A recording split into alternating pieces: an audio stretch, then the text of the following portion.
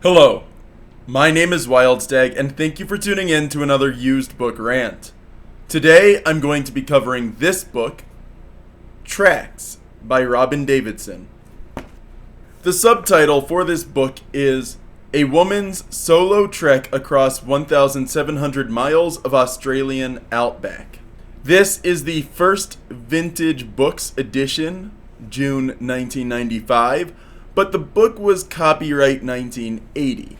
Near the front of the book is this map of Australia, showing her start at Glen Helen Tourist Camp and her finish at Hamelin Pool. The design is by Ingsu Liu, with photography from Alice to Ocean by Rick Smolin. Near the front of the book is a quote, "Anna knew she had to cross the desert. Over it on the far side were mountains, purple and orange and gray. The colors of the dream were extraordinarily beautiful and vivid. The dream marked a change in Anna, in her knowledge of herself. In the desert she was alone, and there was no water, and she was a long way from the springs. She woke knowing that if she was to cross the desert, she must shed burdens." Doris Lessing, The Golden Notebook. So, put simply, this is a book about Robin Davidson's quest to cross much of Western Australia on camelback. She does it alone, but a lot of the book covers her thoughts leading up to this expedition of hers, as well as the prep work that needed to go into the trip. She has some very interesting insights before the trip starts. She says, "I had been in the Alice for almost a year now, and I was a changed woman. It seemed I had always been there, that anything I may have been before was a dream belonging to someone else. My grip on reality was a little shaky. I wanted to see my friends again because I was beginning to realize how removed from everything but camels and madmen I had become. The time with Kurt had had a weird effect on me. I was self-protective, suspicious, and defensive, and I was also aggressively ready to pounce on anyone who looked like they might be going to give me a hard time. Though this may sound like a negative quality, it was essential for me to develop beyond the archetypal female creature who from birth had been trained to be sweet, pliable, forgiving, compassionate, and doormatish." She later says, "I have never uncovered anywhere the same bonds of friendship as I have found in certain small sections of Australian society.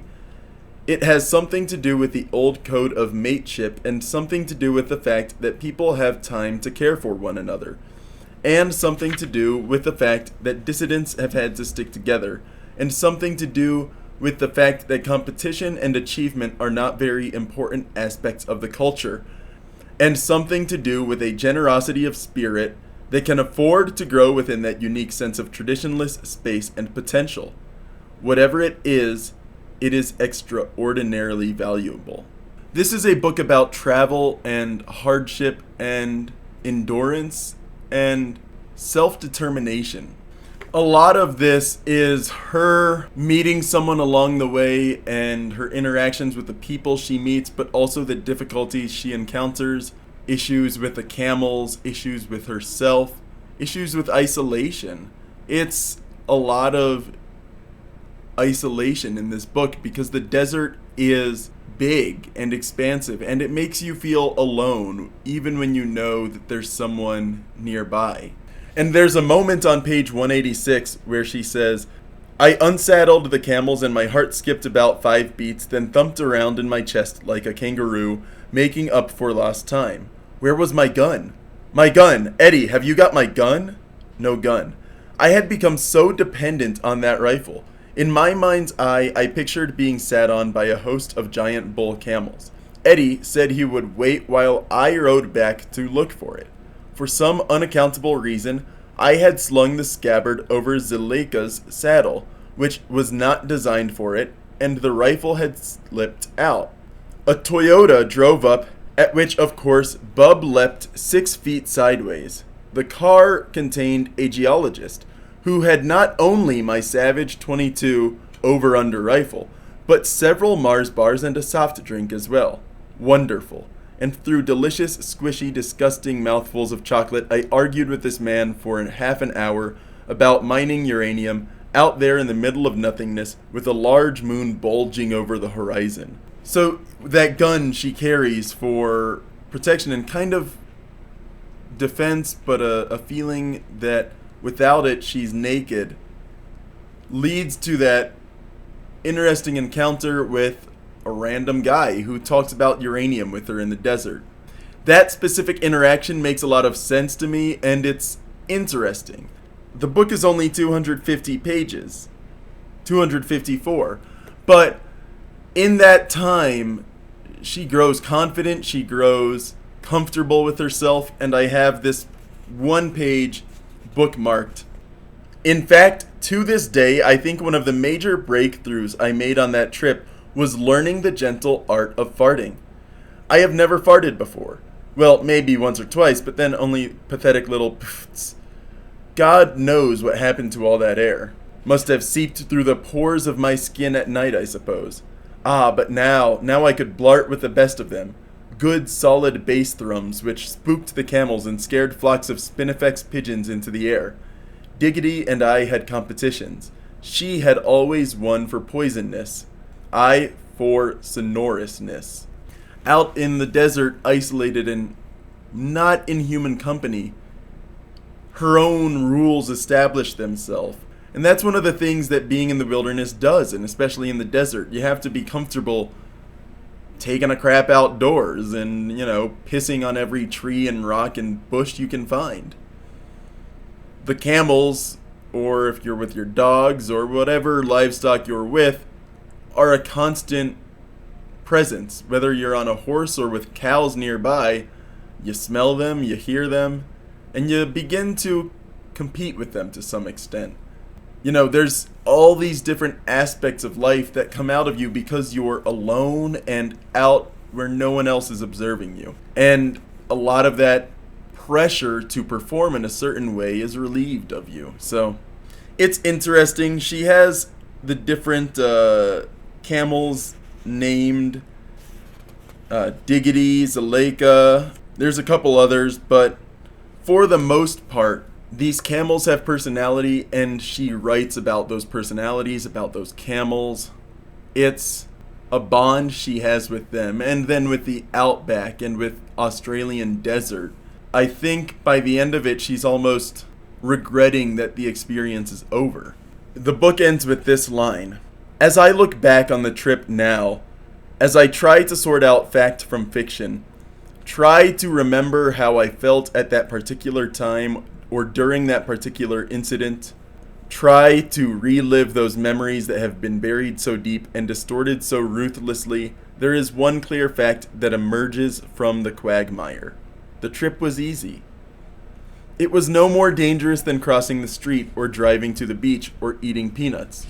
The two important things I did learn were that you are as powerful and strong as you allow yourself to be, and that the most difficult part of any endeavor is taking the first step, making the first decision. She is the one holding herself back for most of this book, but when she learns to be comfortable with herself and trust in her judgment, she has a great time. And that's really what that last paragraph is saying. There were some other lines I didn't read. I'm not going to spoil the entire ending, and I'm not touching on a lot of the human interactions and relations she has throughout this book. I am interested in this book because of her interactions with the desert and with strangers, but I know that's not why everyone may be interested in this book. So I will say a couple things. It is a book about a woman around her 30s taking a journey, making an adventure to do something with her life, and that kind of challenge has an appeal to some people, and I understand that. On the other hand, I think it's very of its time as well.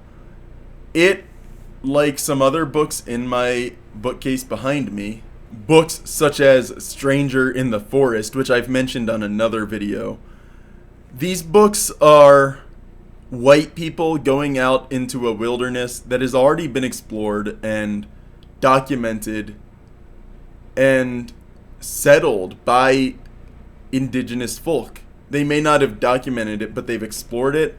They understand it. It is their home. And she is there to make a exploration and adventure of it, but she's interacting with a lot of people, both white and Aboriginal, that really already understand this part of the desert. She's there.